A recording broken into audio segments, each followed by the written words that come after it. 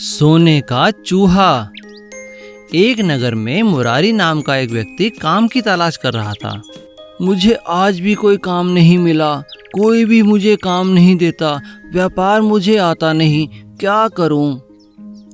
तभी मुरारी ने दो लोगों की बात सुनी। मंत्री जी, आपके व्यापारिक कौशल से राजा को बहुत फायदा हुआ है। हाँ भाई, यदि समझदारी से काम किया जाए तो एक मरे हुए चूहे से भी व्यापार किया जा सकता है। ये बात सुन मुरारी को जोश आ गया। उसने सोच लिया कि वह व्यापार करेगा। उसने एक पेड़ से कुछ फूल तोड़े और मंदिर के बाहर जाकर उन्हें बेचने लगा। उससे जो पैसे मिले उससे उसने कुछ नींबू और गुड़ खरीदा। फिर उसने शिकंजी बनाकर नगर में बेचना शुरू किया।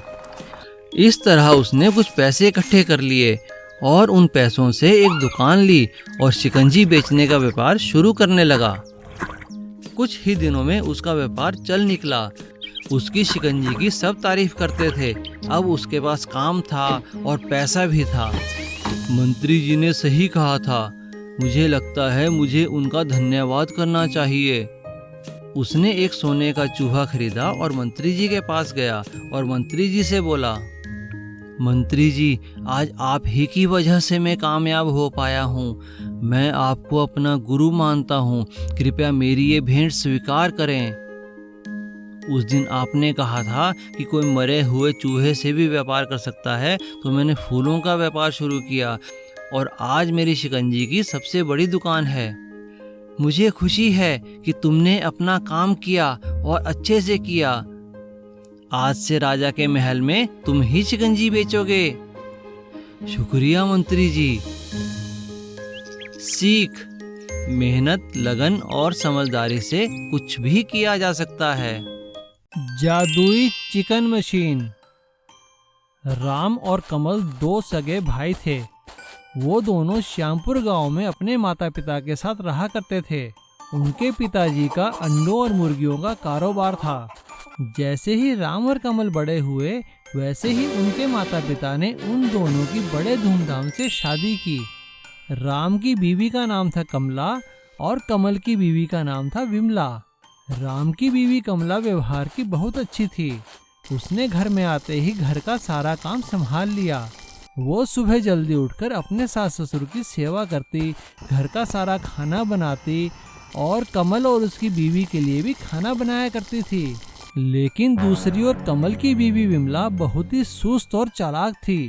वो बड़ी चालाकी से कोई न कोई बहाना बनाकर घर के काम टाल दिया करती थी। कमला दीदी, जरा मेरे लिए भी खाना बना दो ना, मेरे सर में बहुत दर्द है। हाँ हाँ बिमला, मैं बना देती हूँ। ला, तेरे सर पे बाम मल देती हूँ।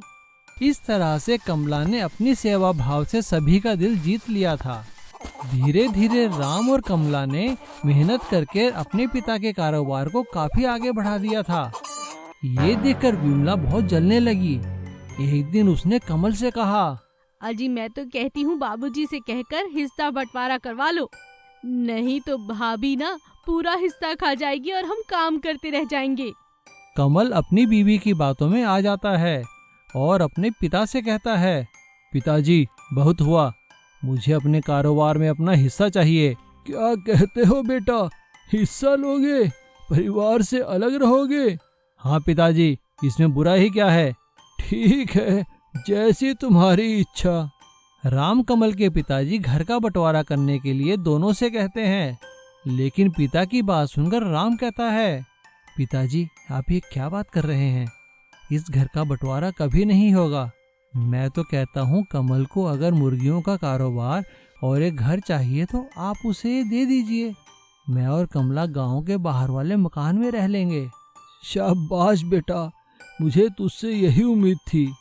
और अगले ही दिन राम और कमला घर छोड़कर गांव के बाहर वाले मकान में रहने के लिए चले जाते हैं।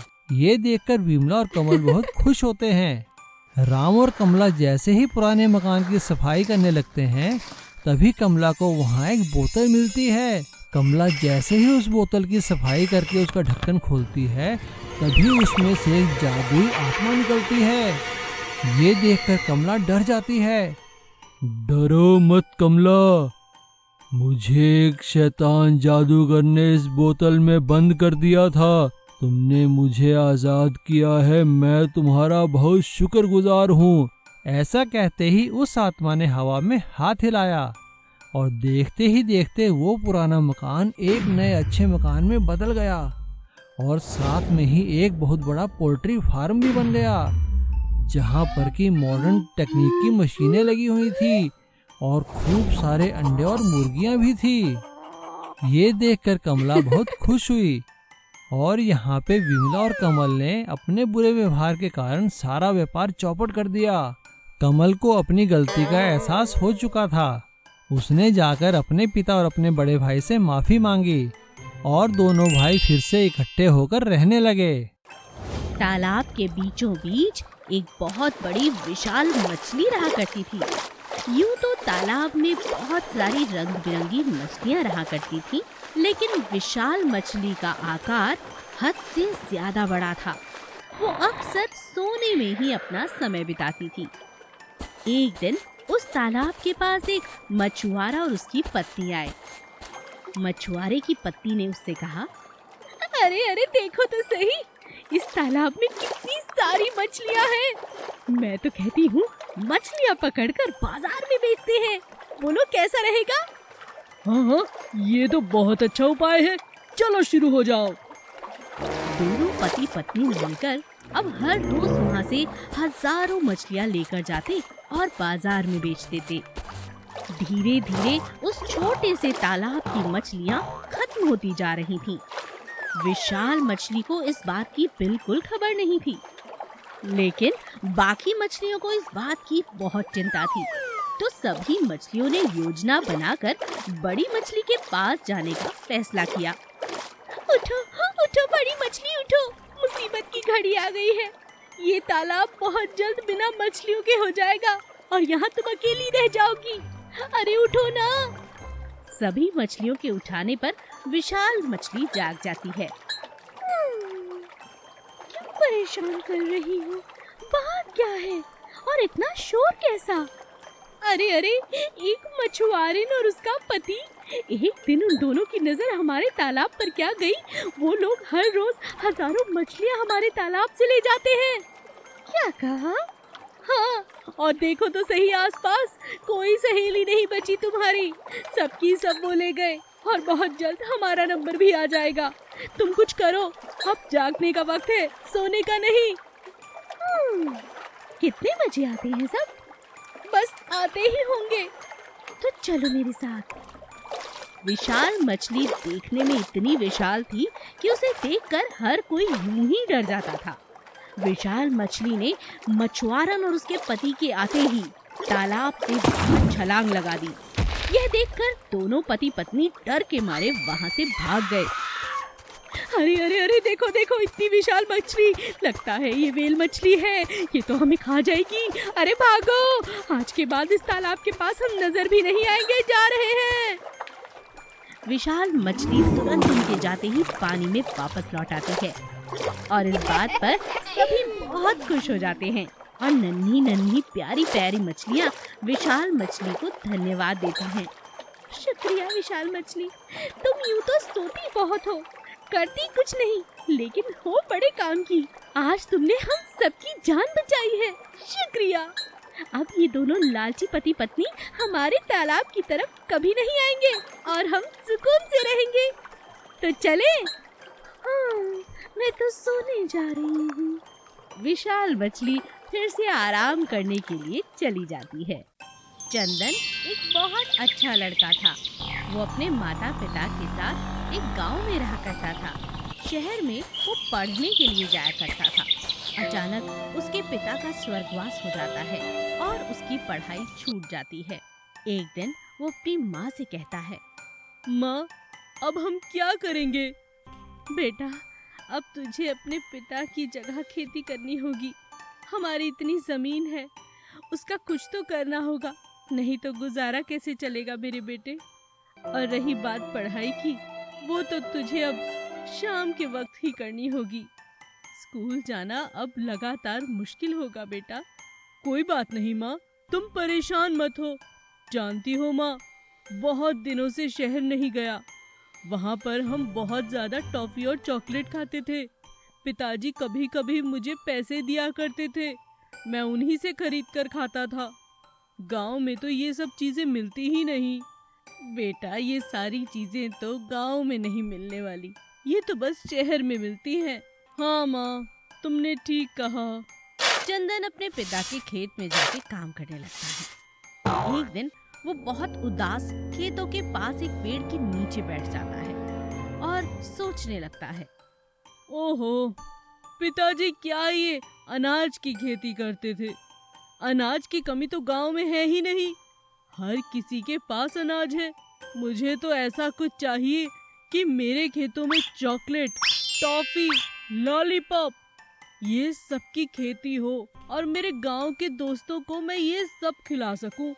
अभी चंदन ऐसा सोच ही रहा था कि अचानक से ऊपर बैठी एक चिड़िया 2-4 दाने उसकी झोली में गिरा देती है। तुम कौन हो? मैं हूँ जादुई चिड़िया कोमल। तुम्हारे पिता ने मुझे बरसों तक खाना खिलाया है। आज आशीर्वाद के तौर पर मैं तुम्हारी इच्छा पूरी करती हूँ। ये जादुई बीज हैं, इन्हें लगाओगे तो जो चाहोगे उसकी खेती होगी। सच? बहुत बड़ी बात कर दी तुमने, मेरा तो दिल खुश कर दिया। चंदन सभी खेतों में अनाज बोता है, लेकिन एक प्यारे से बड़े से खेत में वो सिर्फ और सिर्फ वही बीज बोता है जो उसे जादुई चिड़िया ने दिए थे, और मन ही मन कामना करता है। बस मैं यही चाहता हूँ कि इस खेत में चॉकलेट की खेती हो। अगले दिन जब चंदन अपने खेतों में वापस लौटा तो उसकी आंखें ये देखकर हैरान रह गई कि पूरा खेत बिल्कुल चॉकलेट की खेती से भरा पड़ा था। अरे वाह, मजा आ गया। सच में जादुई चिड़िया, तुमने तो कमाल कर दिया। सत्तू और उसकी पत्नी का गाय का घी बेचने का बहुत बड़ा व्यापार था। धीरे धीरे उनका व्यापार बहुत नुकसान उठा रहा था। लोग उनका घी खरीदते ही नहीं थे, क्योंकि गांव में और भी बहुत से लोगों ने गाय पाल रखी थी। उनका दूध, घी, मक्खन इत्यादि वो बाजार में बेचते थे। हर किसी को हमेशा सत्तू का सामान पसंद नहीं आने लगा। इस बात से सत्तू बहुत परेशान हो गया। एक दिन सत्तू की बेटी जब स्कूल से घर लौटी, पिताजी, कल स्कूल की फीस भरनी है, आपको ध्यान है ना? अरे बिटिया, फीस क्या? मुझे तो लगता है आगे मैं तुझे पढ़ा भी नहीं पाऊंगा, कुछ खिला भी नहीं पाऊंगा। कैसी बातें कर रहे हो आप? मैं ठीक कहता हूँ बिटिया। अरे हमारी 5 गायें हैं, लेकिन उसके बावजूद मेरा ना तो घी बिक रहा है, न मक्खन, न दूध। अरे पूरे गांव को एक ही व्यापार मिला था करने के लिए। तभी सत्तू की पत्नी उससे कहती है, ये कैसी बातें आप बच्ची के सामने कर रहे हो? मैं मानती हूँ व्यापार में बहुत घाटा हो रहा है, लेकिन कोई उपाय निकालो। बच्ची को पढ़ाना लिखाना है कि नहीं? मेघा अपने माता पिता को परेशान देखकर अपने पिता से कहती है, पिताजी, हमें टीचर ने सिखाया है कि व्यापार बढ़ाने के लिए नई नई योजनाओं का होना बहुत आवश्यक है, जो लोगों को लुभाएं, जो लोगों को ये बताएं कि हम कुछ अलग बेच रहे हैं। घी तो सभी बेचते हैं, आपको कुछ और करना होगा जिससे आकर्षित होकर हमारे पास ग्राहक आएं। अरे ऐसा क्या करूं, तू ही बता दे। पिताजी, हमारे पास 5 गाय हैं, क्यों ना हम 4 गाय का रंग अलग अलग रंग से रंग दें? क्या कह रही हो बेटी? गाय का एक ही रंग होता है? अरे रंग बिरंगी गाय कभी देखी है क्या? वही तो कह रही हूँ पिताजी। अगर हम अपनी गाय को सुंदर खूबसूरत रंग से रंग देंगे, उन्हें सुंदर सुंदर पोशाक पहनाएंगे, तो लोगों को हम ये कह सकते हैं कि हमारे पास पंचरंगा घी है। अरे वाह बिटिया, तू तो बड़ी मजेदार बातें करने लगी। मेघा की माँ को मेघा की बातें बहुत अच्छी लगती हैं और वो अपने पति से कहती है, अरे बहुत बढ़िया योजना है, तुम करके तो देखो।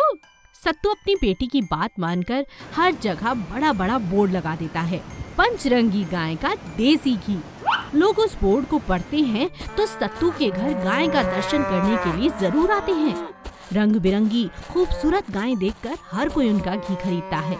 दिन प्रतिदिन अब सत्तू का घी बाजार में दूर दूर तक जाने लगा। सत्तू का व्यापार दिन दुगनी रात चौगनी तरक्की करने लगा। यह देखकर एक दिन सत्तू की पत्नी अपने पति से कहती है, अरे वाह, मजा ही आ गया।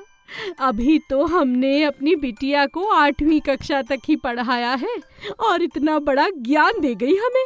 देखो, मैं तो कहती हूँ इसकी पढ़ाई बंद मत करो, ये बड़ी होकर बहुत बढ़िया बिजनेस करेगी। क्यों बेटी, बिजनेस ही कहते हैं ना?